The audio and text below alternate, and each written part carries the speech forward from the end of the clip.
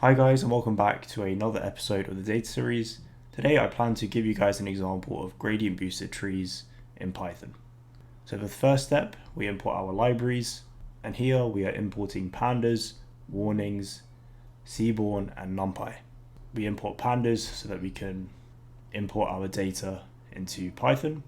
We also import warnings to ignore any warnings that pop up, seaborn so that we can do a distribution plot, and lastly numpy so that we can round some numbers. So we can run this here. And in this episode, we are looking at data collected from diamonds. So we're going to use the pandas library and the readTSV method and store the data under the variable name df and then display the first few rows by using the head function. So we can run this here. So here we have the caret, the cut, the color, the clarity, also the depth, which is a percentage given as the height of a diamond measured from the QLit to the table divided by its average girdle diameter. And we also given the table, which is a percentage given by the width of the diamond's table expressed as a percentage of its average diameter. We are also given the width, height, and depth of each of the diamonds in millimeters. So the objective for today is to build gradient boosted trees for regression to predict the price of a diamond given its caret, cut, color, clarity, depth, table, and XYZ values. So the first thing that I've noticed here is that we have a repeated index, a column called unnamed 0, which we don't need. So we can drop that using the following code. Run this, and let's just quickly check any changes. See that we have removed the column. It's always a good idea to check for missing values. So we can use the isNull and sum method to check how many missing values there are in each column. And we see that we have no missing values.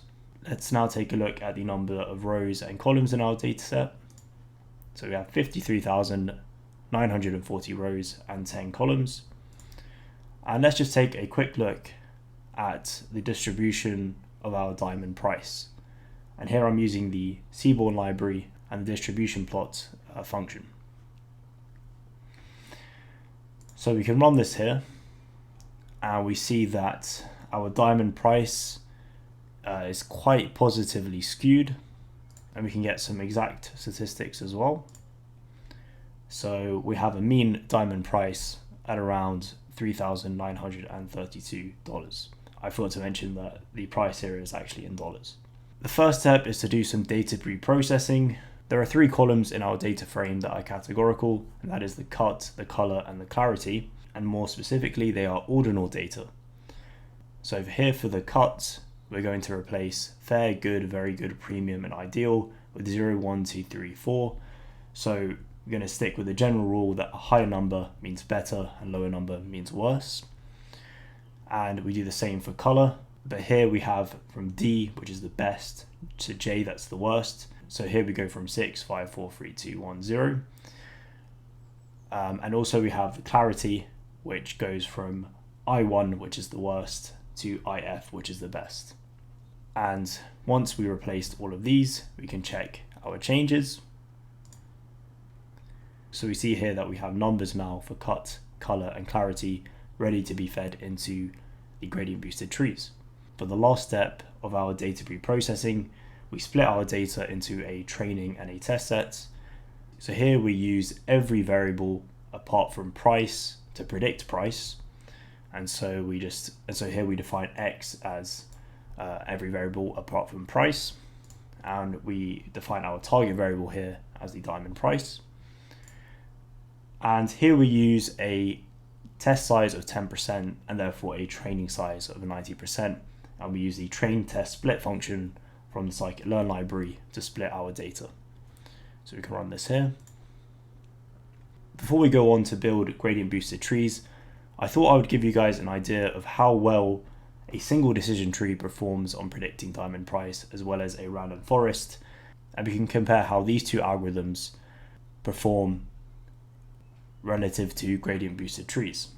So first, for a single decision tree, we import the decision tree regressor from the scikit-learn library, fit it to our training data, and lastly generate a set of predictions.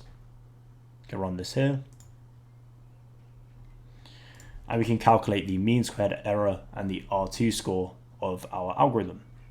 So we can run these two. So we have a mean squared error at around 497,165.91 and an R2 score at around 0.969. Next, let's fit a random forest and see if we can improve on our single decision tree. And here we use 1000 trees to predict our diamond price. We can run this here. So this may take a while since we are trying to fit 1000 trees on quite a large data set with more than 50,000 rows. Once we have fit our random forest regressor to our training data and generate a set of predictions, we can then check our mean squared error and R2 score. So here we have a significantly lower mean squared error of around 277,012.1 and a higher R2 score of 0.982. Lastly, let's see if we can do even better by fitting gradient boosted trees. And here we use 1000 trees. To fit this algorithm, we can import gradient boosting regressor from the scikit-learn library and fit it to our training data. We can run this here. And again, this may take a while since we are fitting so many trees. And after we have run that, we can now check our mean squared error and our R2 score. And we see that we have a lower mean squared error and a slightly higher R2 score. So here is some code where we can compare our mean squared error and R2 score for our single decision tree, random forest, and gradient boosted trees. So we can run this here. And here we can see that our gradient boosted trees has the lowest mean squared error and the highest R2 score. So in general, gradient boosted trees are able to capture more complex relationships in complex data due to the algorithm's ability to build upon previous mistakes.